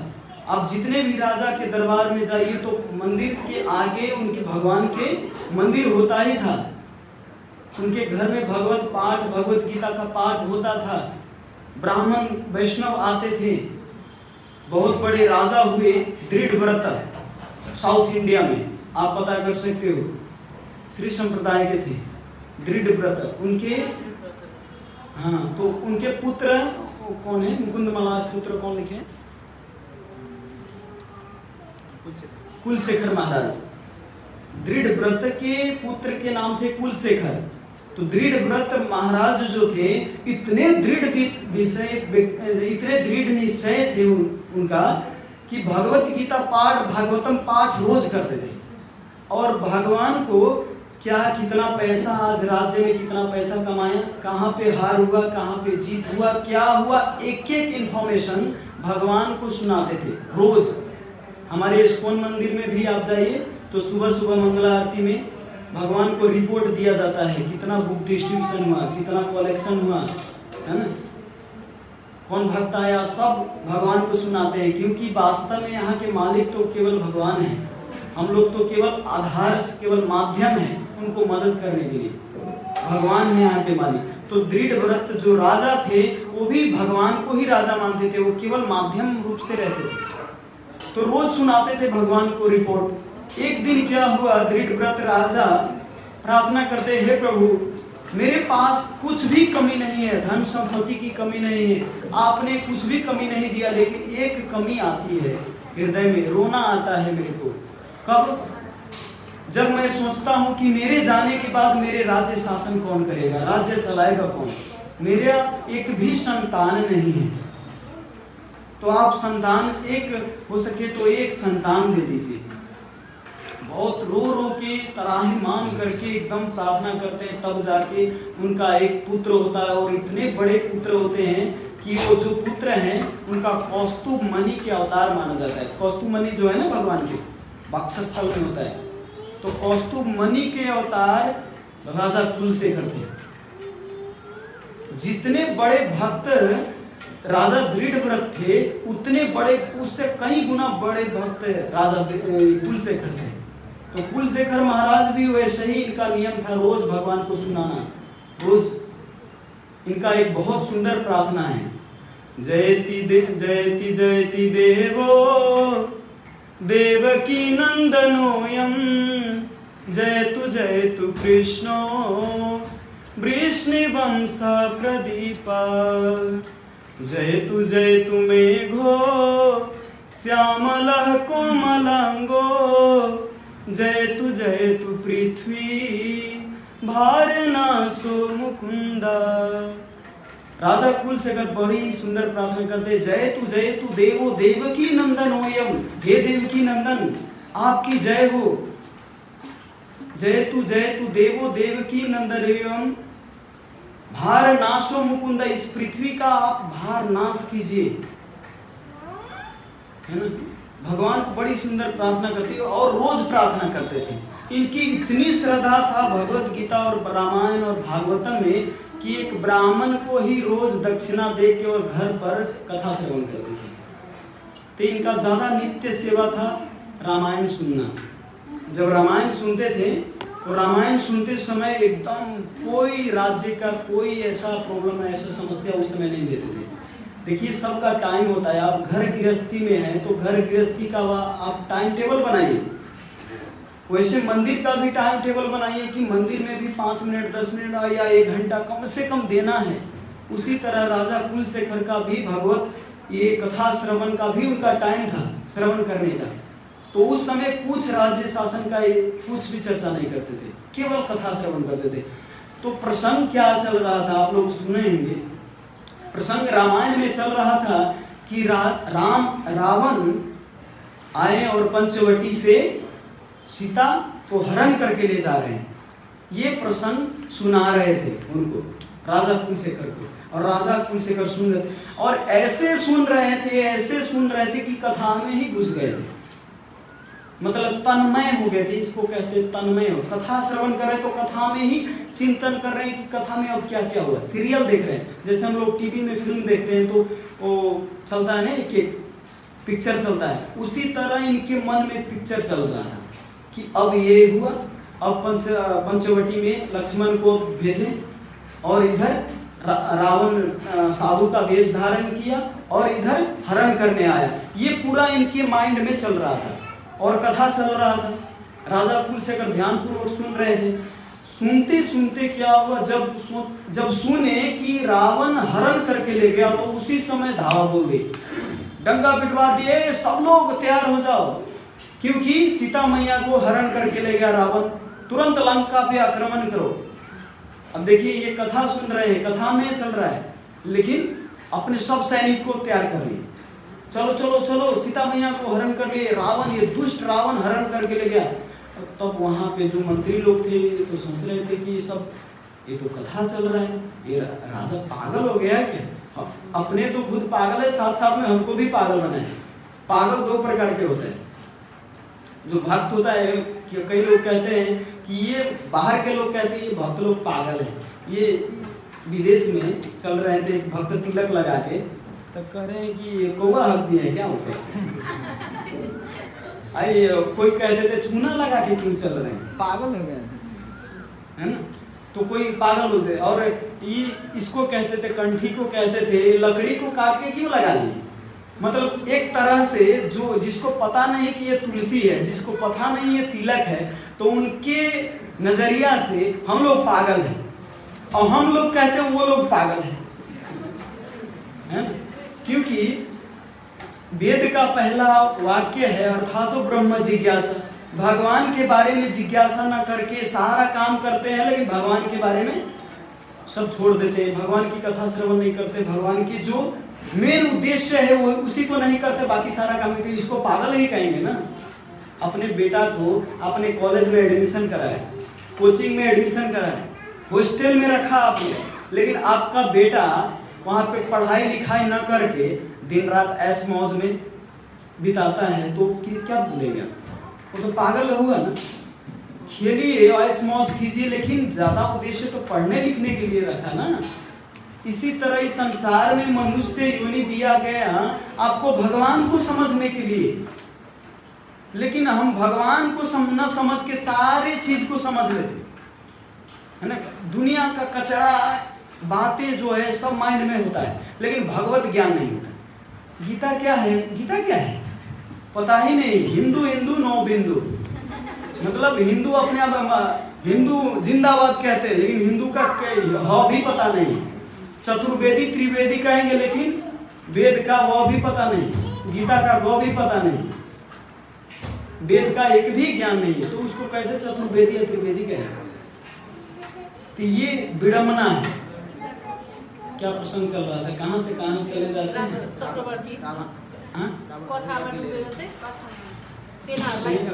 ठीक है, तो कथा में चल रहे थे। तो राजा कुलशेखर, वहां पे सब मंत्री लोग सोचते हैं कि राजा पागल हो गए, और हम लोग हाँ ये चर्चा कर रहे थे कि दुनिया कहते हैं भक्त लोग पागल हैं और भक्त लोग कहते हैं बाहर के लोग पागल हैं। तो वास्तविक पागल कौन है? आप लोग का क्या जवाब है? नहीं, दोनों पागल है, दोनों पागल है। एक भगवान के लिए पागल है और एक कहते हैं, प्रभुपाद जी कहते हैं अगर गॉड का सेवा नहीं किया तो आप डॉग का सेवा कीजिए, है ना। लोग डॉग का सेवा, कुत्ते का सुबह देखिए, सुबह मॉर्निंग वॉक में लाते हैं, उसका जो विष्ठा होता है ना, टॉयलेट कर देते तो टॉयलेट पे उठा, अमेरिका में तो टॉयलेट अगर कर दिया तो उसका टैक्स देना पड़ता है। तो कुत्ते का मल मूत्र सफा करना, कुत्ते के साथ खाना, कुत्ते के साथ सोना, सब उनका जीवन का वो बन गया। तो अगर भगवान का गॉड का सेवा नहीं किया तो आप डॉग का सेवा करना पड़ेगा, किसी का ना किसी का तो इस संसार में सेवा करना पड़ेगा। तो इसीलिए पागल दोनों हैं। पागल एक भगवान के लिए है और एक भौतिक संसार में जो क्षणभंगुर है। इसीलिए पागल ऐसे चीज के लिए हुई है जो क्षणभंगुर नहीं, नित्य है, इंटरनल है, एक्सटर्नल नहीं। एक्सटर्नल चीज में हम लोग पागल होते हैं जो क्षणभंगुर है, नष्ट होने वाला है। लेकिन पागल ऐसे चीज में हुई है कि आपको जीवन अनेकों जन्म हो फिर भी भगवान के चरणों में ही आसक्ति बना रहे। आप कहीं भी रहो, आप सोते रहो, फिर भी भगवान आपके सपने में भी आपका साथ रहते हैं, आपके साथ सांस फेरते रहते भगवान हर समय। तो भगवान से ज़्यादा प्रिय संसार में कोई नहीं है। अहो बकीयम स्तन कालकूटम जिघाम सयाप्य दप्य साधवी, है ना। उद्धव जी कहते हैं कि जो कालकूट 20 धारण करके पुतना आई अपने स्तन में और 20 धारण करके 20 पिलाए, उसको भी मातृ गति दिए, इससे बड़ा दयालु व्यक्ति कौन हो सकता है इस संसार में? है कोई? जिसको आप 20 दो, एक झापड़ मारेंगे तो आप सहेंगे तो नहीं, एक झापड़ मारेंगे तो वो 2 झापड़ मारेंगे, 2 झापड़ नहीं हो सकता, जेल में भेज दे आप, है ना। तो ये संसार में कोई कितना भी आप किसी के लिए अच्छा कीजिए, थोड़ा सा गलती हुआ तो सब भूल जाएंगे, सारा चीज भूल जाएंगे, है ना। थोड़ा सा मिस्टेक हुआ तो, लेकिन भगवान का ऐसा नहीं। भगवान को जो विष देने आए थे उनको भी मातृ गति दिए, तो भगवान से कृपालु कोई ज्यादा कोई नहीं। इसीलिए भगवान के लिए पागल बनिए, पागल बने थे बागेश्वर बाबा जो है ना, ये कहते हैं पागलों तो सब पागल कह रहा है यार हम लोग को, पागल इसीलिए भगवत ज्ञान में पागल रहिए, भगवान के लिए पागल रहिए। तो वहां पे राजा कुलशेखर के जितने भी मंत्री थे, ये लोग कह रहे थे कि मेरे राजा पागल हो गया है क्या, मतलब यहाँ पे कथा चल रही है, सच में कह रहे। तब उसमें से एक मंत्री ने बुद्धि लगाया, मंत्री ने बुद्धि लगा कि एक मंत्री उस पे दौड़ा दौड़ा आया और बोलता है राजा साहब अपहरण तो हुआ था सीता महारानी का, लेकिन हम लोग जाके और युद्ध करके, हम लोग जाने ही वाले थे, नहीं हम लोग जाने ही वाले थे, उससे पहले ही युद्ध करके भगवान राम ने ले आए हैं, रावण को मार के और सीता माता को ले आए हैं अयोध्या। जब कहते हैं तब जाके राजा कुलशेखर शांत होते हैं। तो वो लीला में ही प्रवेश करते थे। एक बार तो समुद्र पार करने के लिए अंदर जा रहे थे, समुद्र पार करने के लिए ऐसे ही एक बार लीला सुन रहे थे और ऐसा ही लीला आया सीता हरण का, तो वो समुद्र में ही प्रवेश कर गए थे, क्योंकि हमको लंका में जाना है बचाने, अकेले, क्योंकि कोई उनके साथ नहीं जाने वाला था, तो अकेले चले गए थे। समुद्र में जब गए तो वहां पे सीता, राम, लक्ष्मण, हनुमान सबके साथ में प्रकट हो गए और भगवान दर्शन दिए राजा कुलशेखर को। तो यहाँ पे ऐसी जीव जितने हैं, जितने हम लोग हैं, भक्ति करना चाहते हैं, भगवान को दर्शन करना चाहते हैं, तो वो ऐसे ही उत्कंठा, वो ऐसे ही इच्छा भगवान जैसे राजा कुलशेखर का था। समुद्र के नहीं देखे, वहां पे अपने ऊपर कितना कष्ट हो रहा है ये नहीं देखे, हम मर जाएंगे ये नहीं देखे, केवल भगवान की सेवा देखे। तो वहां पे भगवान वहां पे आगे प्रकट हो गए। काकभूषुंडी जी, आप ऐसा नहीं है कि आप धाम में ही जाके मरेंगे तभी आपका उद्धार होगा। काकभूषुंडी तो बाहर उनका मृत्यु हुआ था, रावण को, सीता महारानी को बचाने के लिए जब गए थे तो जो रावण था वो तलवार से उनका दोनों पंख काट दिए थे, दोनों पंख ही काट दिए थे, जटाई, तो जटाई को काट दिए थे। वहां पर प्रभु श्री राम उनको हाथ में लेके जब गए तो प्रभु श्री राम हाथ में लेके उनका दाह संस्कार किए। ऐसा सौभाग्य किसी का है? कोई भी है उदाहरण? धाम में मृत्यु नहीं हुआ था उनका, लेकिन भगवान स्वयं जाके उनका दाह संस्कार किए। तो ये भगवान की अनुकंपा है। अगर आप कहीं भी किसी भी गली में हो लेकिन भगवत सेवा कर रहे हो, भगवान की अनुग्रह में रह रहे हो, गुरु के आज्ञा का पालन कर रहे हो, तो किसी भी कोना में हो आप, भगवान वहां पे कृपा करने के लिए आपके वहां आएंगे, अवश्य आएंगे। और दूसरा शब्द है राजगुह्यम। राज्य गुह्य क्यों बताया गया है? क्योंकि राज्य गुह्य, अब देखिए हम लोग तो गीता तो बांटते हैं रास्ते पर, तो राज्य गुह्य कैसे हो गया, है ना। मतलब गुह्य मतलब एकदम लिप्त, मतलब छुपा हुआ ज्ञान, गोप्य ज्ञान है। तो ये गोप्य ज्ञान कैसे हुआ? गीता तो हम गांव-गांव में बांटते हैं सबको, आपके इतने लोगों के बीच में प्रवचन दे रहे, तो गोप्य ज्ञान कैसे हुआ?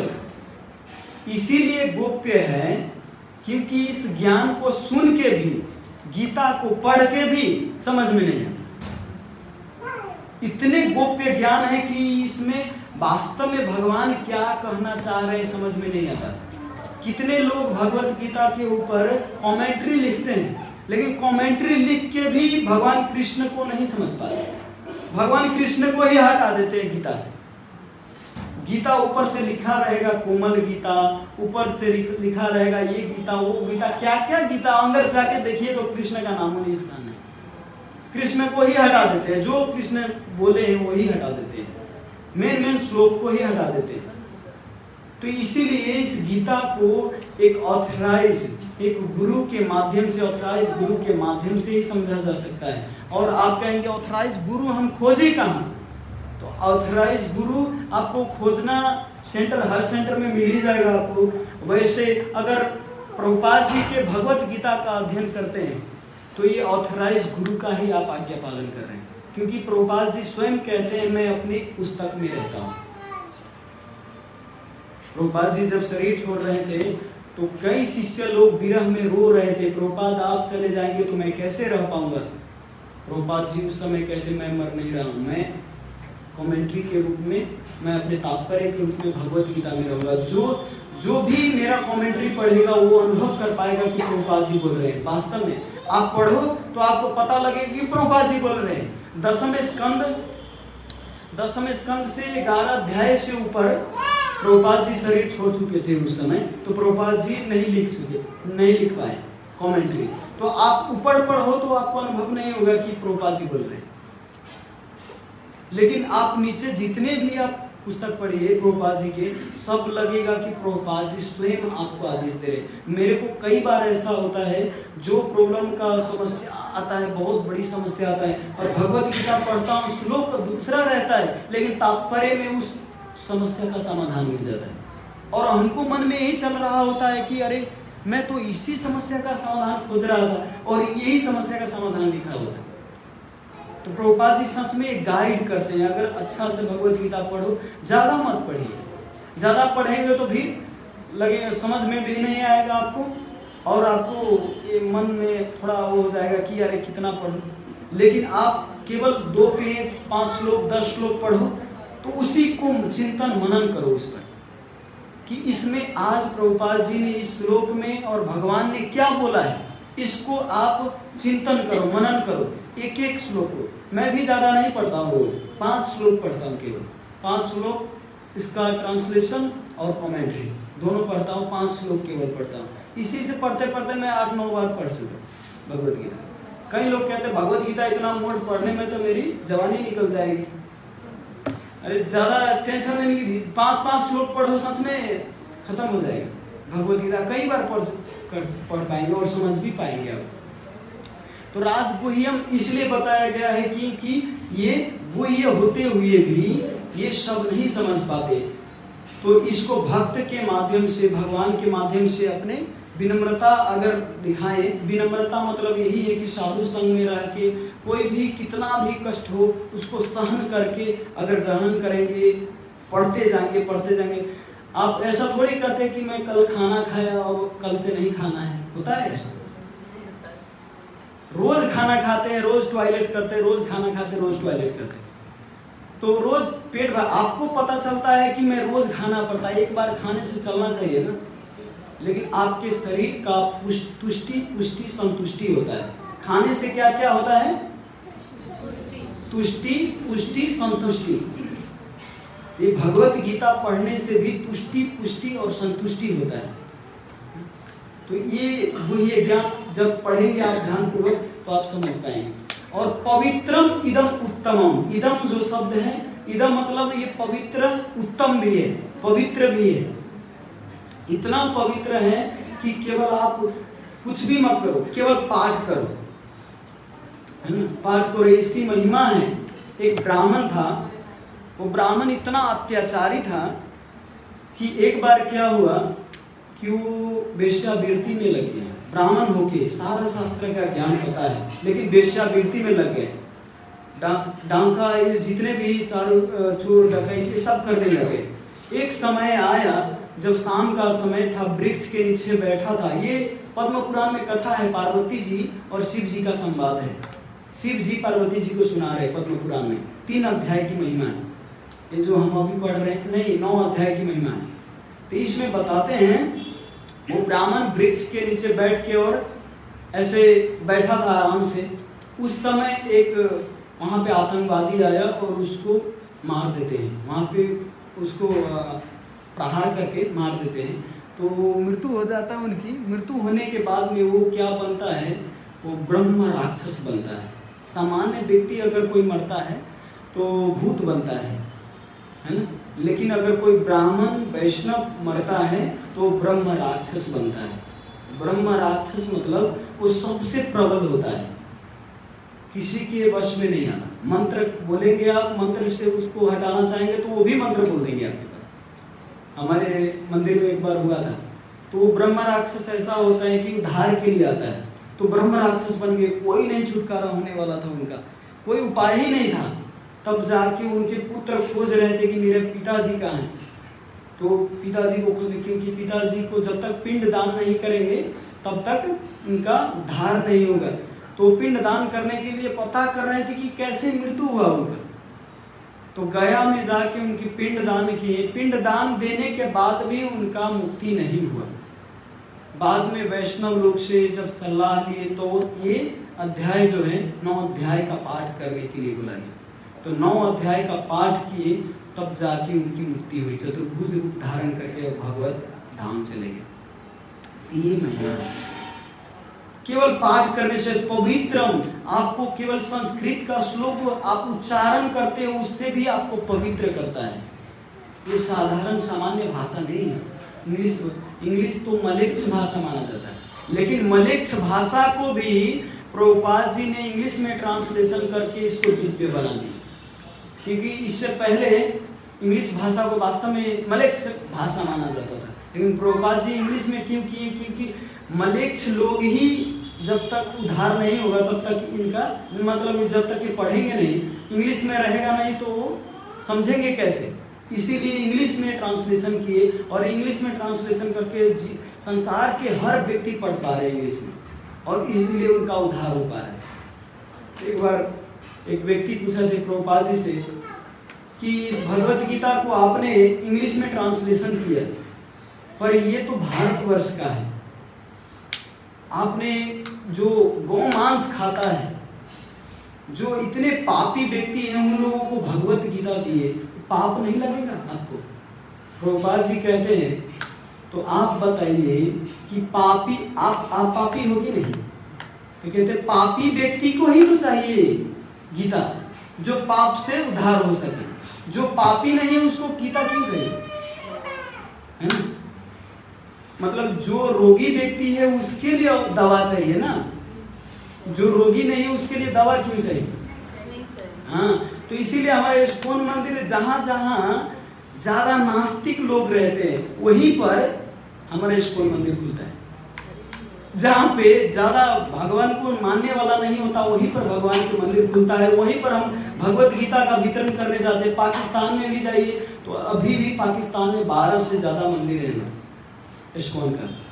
आबू धाबी, बहराइन, हर जगह पे। एक नॉर्थ कोरिया ऐसा देश है वहां पर नहीं, मैं गिना चुना बता रहा हूँ। नॉर्थ कोरिया में वो संसार के नर्क माना जाता है। इस संसार में अगर कोई नर्क है तो वो नॉर्थ कोरिया। वहां पे सीम नहीं चलता है, कीम चलता है,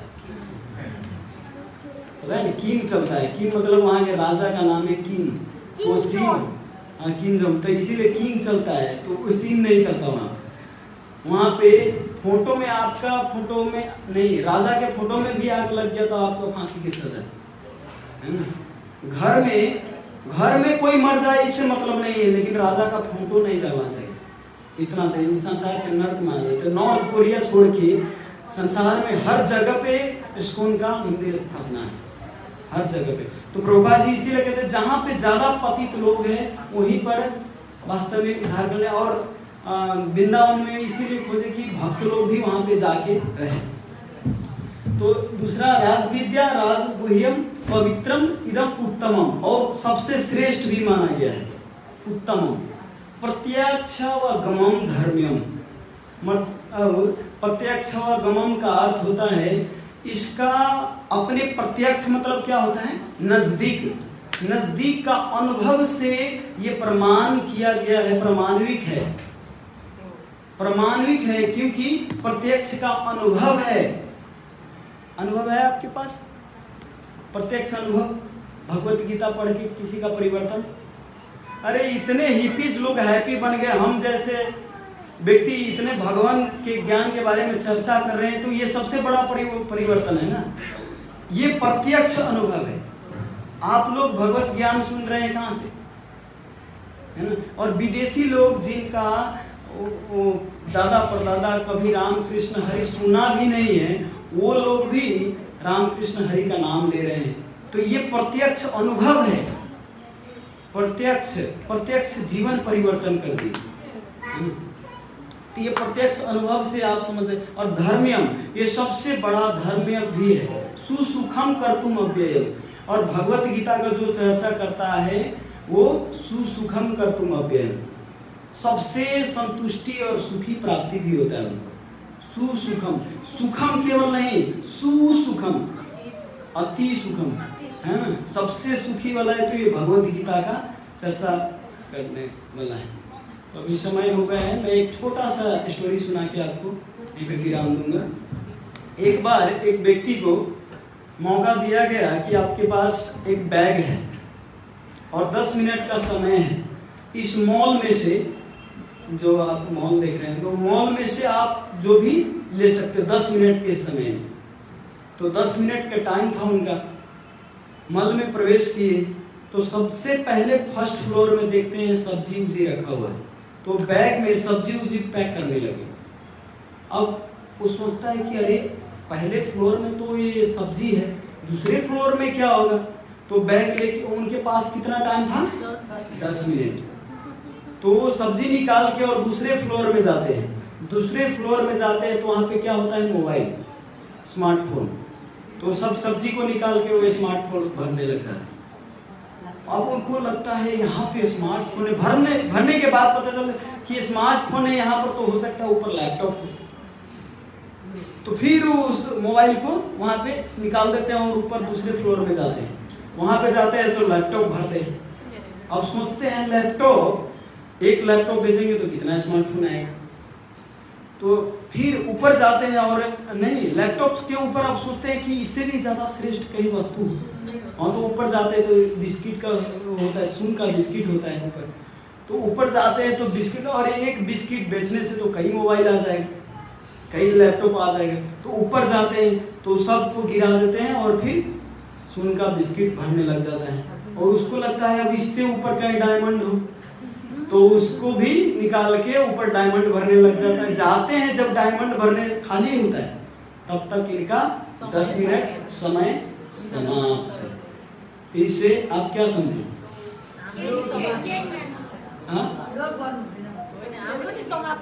नहीं, ये 10 मिनट जो है ये मनुष्य का, किसी का 40 साल, तो किसी का 50 साल, किसी का 60 साल, किसी का 70 साल उम्र है ना। वो जो बैग है ये आपका मन है। आप इस मन भरे बैग में आप क्या भरते हो, मतलब एक कड़ा कुचड़ा भरते भरते आपका समय निकल जाएगा। किसी का ये समय जो है 10 मिनट, उनका तो 10 मिनट फिक्स था, हमारा वो भी फिक्स नहीं है, कल परसों कभी भी निकल सकता है। तो इसीलिए अच्छा ज्ञान एक ही बार भरिए। वो मतलब शुरू में सब्जी पैक करके आ जाता तो कुछ नहीं, फिर भी वो गलत था ना, सब्जी पैक करके करता भी क्या। क्योंकि सब्जी तो सबसे श्रेष्ठ वस्तु नहीं है ना उसमें। तो इस संसार में सबसे श्रेष्ठ वस्तु क्या है, राजविद्या, राजगुह्यम। तो सबसे श्रेष्ठ वस्तु को अपने मन रूपी जो बैग है, सबसे श्रेष्ठ वस्तु को भरिए।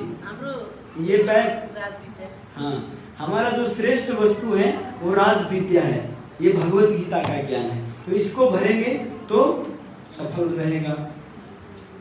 हरे कृष्णा जपते रहियो, सारा काम करते रहियो, नाम के लिए नहीं, अर्थ के लिए काम और परमार्थ के लिए नाम।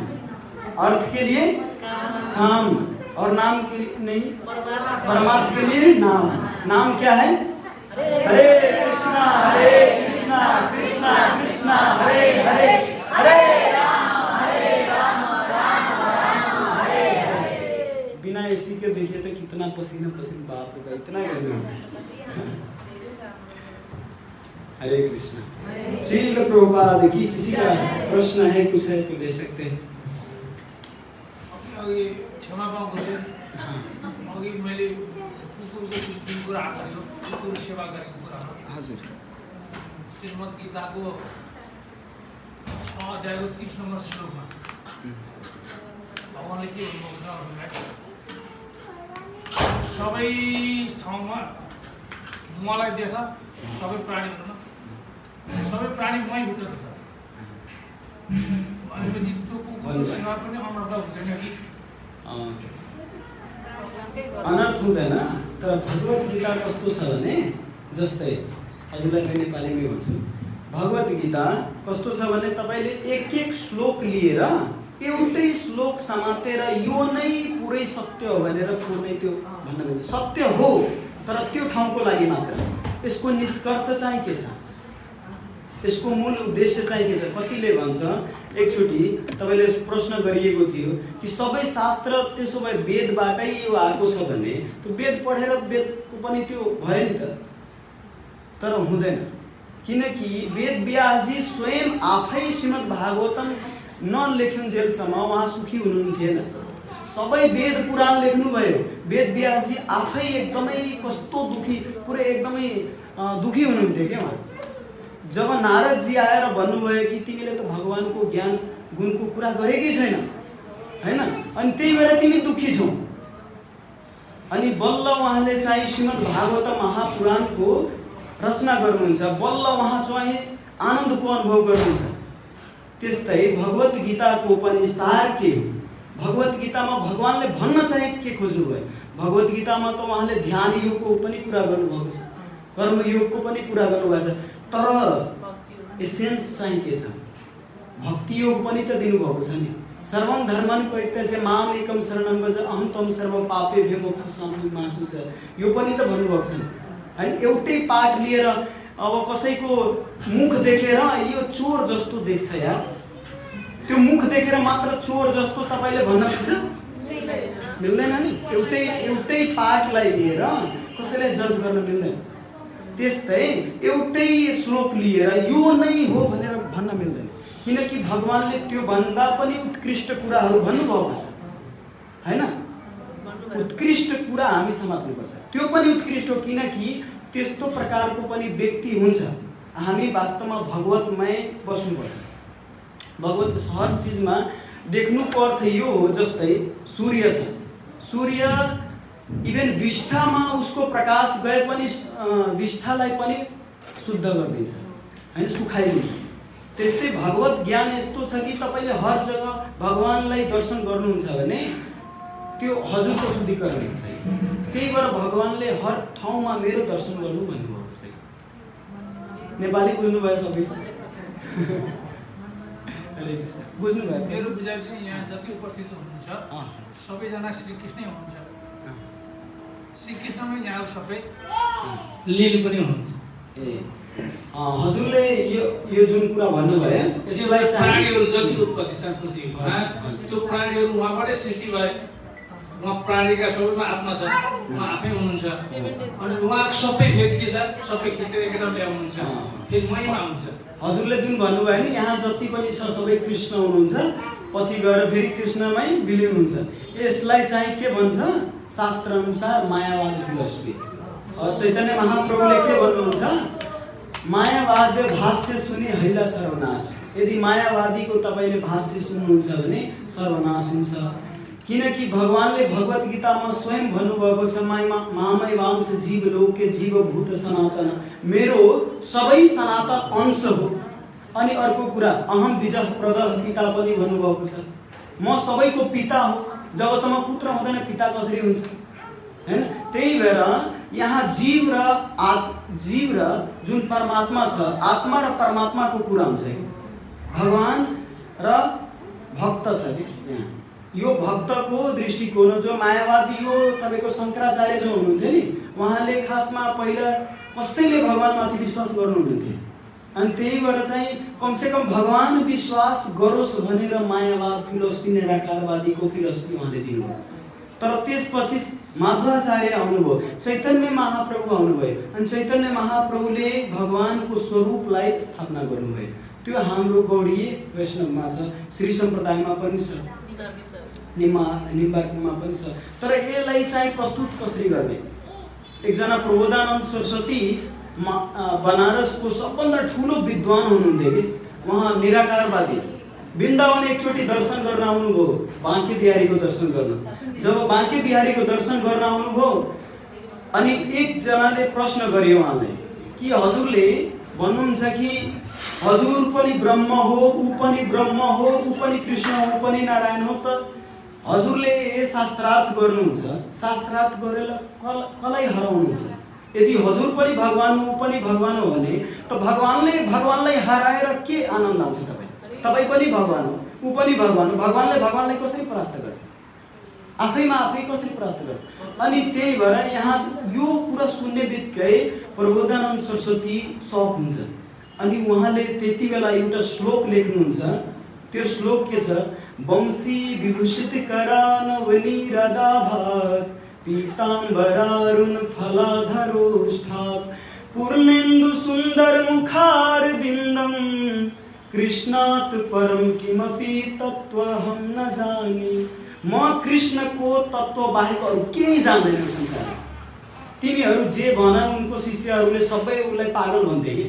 अब मेरो गुरु पागल भयो, किनकि कृष्णलाई नमान्ने व्यक्ति कृष्ण कसरी मान्ने? अनि तर त्यति बेला उहाँले भन्नुहुन्छ कि कृष्ण परम किमपि तत्त्वहं न जाने, म कृष्णको बाहेक अरू केही तत्त्व जान्दैन। वृन्दावन आएर अब यस्तो जीवनभरि मायावाद फिलोसफी पढेको भगवान नर नारायण बन्न सक्छ? नर नारायण बन्न सक्छ? सक्दैन, हुनै सक्दैन। यो चाहिँ हाम्रो 7 डेज कोर्स हुन्छ। त्यसमा एकदमै हजुरलाई शास्त्रको एक एभिडेन्स दिएर हजुरलाई यो अध्ययन गराइन्छ। हजुर चाहिँ 7 डेज कोर्स लेख्न सक्नुहुन्छ। हो, यो अलग छुट्टै हो। यो सुरुमै बुझ्दैन, म पनि सुरुमा त्यस्तै बुझिरहेको थिएँ। तर यो शास्त्र अनुसार माध्वाचार्यकोदेखि लिएर हरेक आचार्यको तपाईँ टीका टिप्पणी पढ्नुहोस्, त्यसबाट हजुरले बुझ्नुहुन्छ।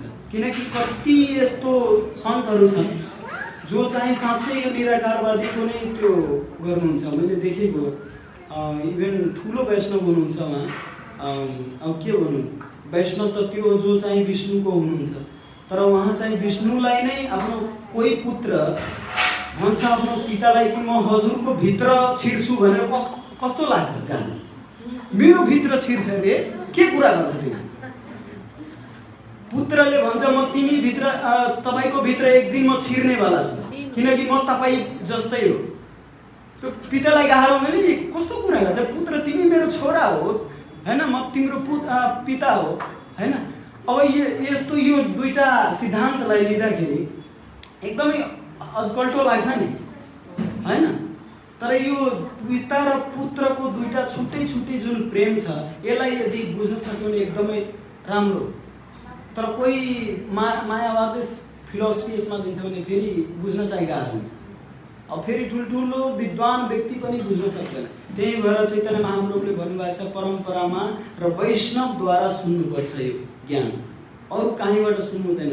यही कलिकाले नाही आर धर्म वैष्णव शास्त्र यही हमें मर्म। यो कलिकालमा केवल वैष्णव र वैष्णवको शास्त्र छ अरे, अरू केही उपाय छैन। त्यही भएर वैष्णवको आश्रय लिनुपर्छ। अरू कसैको टिभी च्यानलमा आश्रय लिनुहुन्न, युट्युबमा गुगलको आश्रय लिनुहुन्न, गुरुको आश्रय लिनुपर्छ जो चाहिँ सही ज्ञान दियोस्, हजुरको योग्यता अनुसार हजुरलाई ज्ञान दिन सकोस्, त्यस्तो गुरुको स्वीकार गर्नुहोस्। अनि बल्ल हजुरले एउटा अथेन्टिक ज्ञान पाउनुहुन्छ। हरे कृष्ण। श्रील प्रभुपाद की जय।